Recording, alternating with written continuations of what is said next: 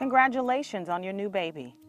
Whether you're a first-time parent or you've had years of experience, bringing home a new baby can be a time of both joy and anxiety. This is a special time for you and your baby, and this video contains important information to help your family get off to a great start together. The first few weeks at home with your newborn is very exciting, but it can also be pretty overwhelming. After 9 months of eagerly waiting and planning and then having the help of nurses and doctors at the hospital, the reality of having your baby at home may be a little scary. Nighttime parenting can be one of the most difficult challenges when raising babies.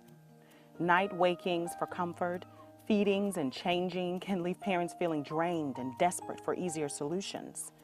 This short video is filled with great information on what sleep habits to expect from you and your baby, as well as helpful hints on how to help your family get the best rest it can possibly get. For the first few months, your baby will sleep anywhere from 10 to 18 hours every day. Newborns need lots of rest to grow and be healthy babies. 18 hours may seem like a long time now, but remember that babies, and especially newborns, will wake up often because they're hungry. This will happen during the day as well as night. Newborns have small stomachs, and whether you choose to breast or bottle feed, your baby cannot eat enough at one time to stay full for more than 3 to 4 hours. This can be very difficult to cope with, especially when you're already worn out from lack of sleep and caring for an extra person. But it is very important to cope with these challenges in a healthy and safe way. Did you know suffocation and strangulation in an adult bed is one of the leading causes of infant death in Florida? Sometimes, desperate for sleep, parents will sleep with their babies in their adult beds or on other adult furniture like recliners or sofas. This may seem like a good idea for nighttime or naps, but this solution can be dangerous for your baby. One of the things that we're concerned about is that while parents are in those sleep-deprived modes, and it may be very tempting to sleep with the baby on a couch or in a chair, and or even in a recliner, and actually those are two of the most dangerous places for parents to sleep with their babies, just because the chance of a baby rolling into a cushion or getting caught in a cushion or having an asphyxiation or suffocation is greater when they're on a couch or in a recliner than even other places. Adult beds and other furniture are dangerous for babies. Pillows, blankets, and even other bodies make an adult bed and furniture very unsafe for babies. Even when parents take extra steps to make their bed safe, it is still more dangerous than a crib. Did you know the risk of suffocation and strangulation is 40 times higher for infants who sleep in adult beds than for infants who sleep in cribs?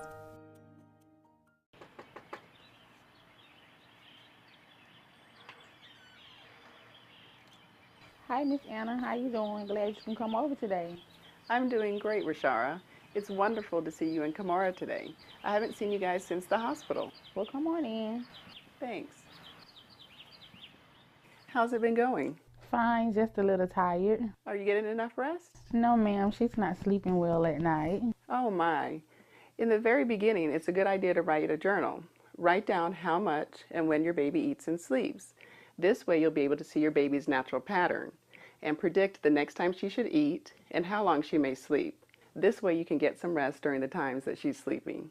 Because my mother said that since she's not sleeping at night, I should put her in the bed with her. Some moms think that if babies share a bed, that they'll sleep longer. But studies have shown that when a parent shares their bed with their infant, they both get a lot less REM sleep. REM sleep is the type of sleep that restores your body and mind. So even though both you and the baby may sleep longer, neither of you will feel as rested as you would have if you slept on separate surfaces. Hi, Rebecca. How are you doing? I'm not doing so good. She's just not sleeping through the night, and I'm very exhausted. What about bonding with my baby? I've read some books that say it's good to sleep with her. Bonding with your baby is very important, and there are a lot of safe ways to bond with your baby, especially at night. Responding to your baby's cries quickly helps you bond with your baby. Bonding is very important, and there are a lot of ways to bond with your babies safely, even at night. A great way for parents to bond with their babies at night is to keep their crib or bassinet in their room, right next to their bed. Not only is it a great way to bond because you will be able to soothe your baby at a moment's notice, but it is also what the American Academy of Pediatrics recommends as the safest location for a baby to sleep. However, if you smoke in your bedroom, sharing a room with your baby is very dangerous. In this case, your baby should sleep in a room close by in which no one smokes. To make sure your baby's crib is safe, as it should be, make sure the crib is undamaged and meets the current Consumer Product Safety Commission standards. These can be found at www.cpsc.gov. Set up your crib away from any loose strings such as blinds and electrical cords. Make sure the mattress is firm and fits tightly in the crib's frame.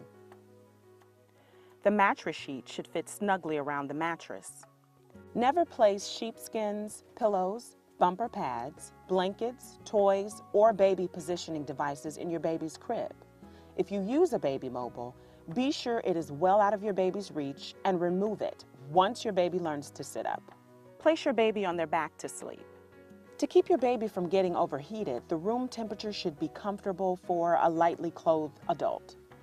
If your baby needs a blanket, place your baby near the foot of the crib and tuck a thin blanket around the sides and bottom of the mattress to avoid covering the child's head. Never put anything besides a thin blanket in the crib. Offer your baby a pacifier before sleep, but do not force it. Only do this if breastfeeding has already been established or if you do not plan to breastfeed. Finally, make sure your routine responds to your baby's needs at night. My baby cries when I put her in the crib and I leave the room. How can I help her settle down? There are a lot of things that we can do to help your baby settle down for bed and feel safe and secure and comfortable in her own crib.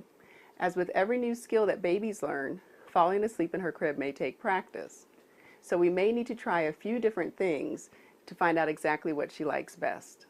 A bedtime routine can also help your baby fall asleep peacefully. Babies love routine because it helps them know what they can expect.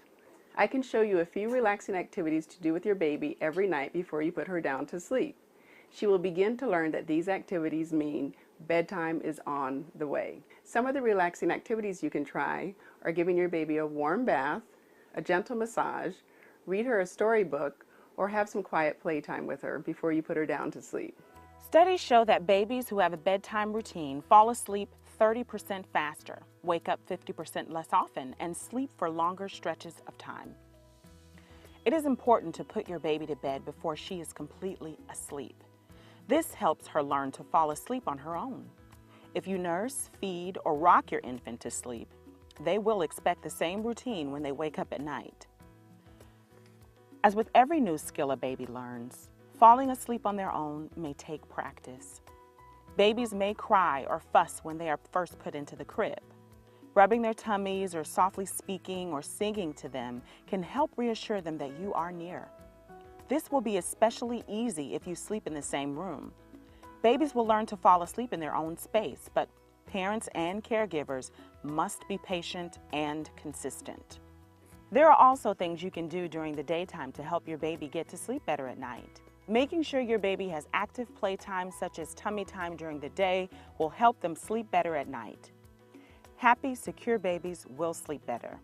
By simply responding to your baby's needs during the day and soothing them when they get upset, you will be helping them to be relaxed, which will make bedtime much more peaceful. One way to do this is to wear your baby in a baby sling. Babies love to be close to their parents because it makes them feel safe. Having a lot of skin-to-skin contact, which the baby sling makes very easy, has been shown to make babies less fussy at night. Your child's nighttime sleeping habits can be affected by their daytime naps. For example, if they don't sleep during the afternoon, you may find that they are too tired to eat their evening meal. Because they are so tired, you may put them to bed early. However, they will probably wake up in the early hours of the morning because they are hungry from missing their evening meal. A consistent schedule for naps is better for everyone. Everyone needs adequate sleep and rest. rest. For babies, it is even more important to get enough rest. They are growing every single day, and sleep is an essential ingredient in a baby's development. So just remember, night times will be a challenge for a while, but we've talked about a lot of different ways to make them easier and safer. Yes, so my baby should sleep in her own crib, by my bed, and eat and nap consistently at the same time every day. Great, you've got it. And make sure nobody smokes around your baby or the room that she sleeps in. Rebecca, thank you so much for letting me come out today to see you and the baby. Thank you too. Okay, you have a great day. You too. This Sleep Right, Sleep Tight campaign is sponsored by Prevent Child Abuse Florida, the Ounce of Prevention Fund of Florida, and the State of Florida Department of Children and Families.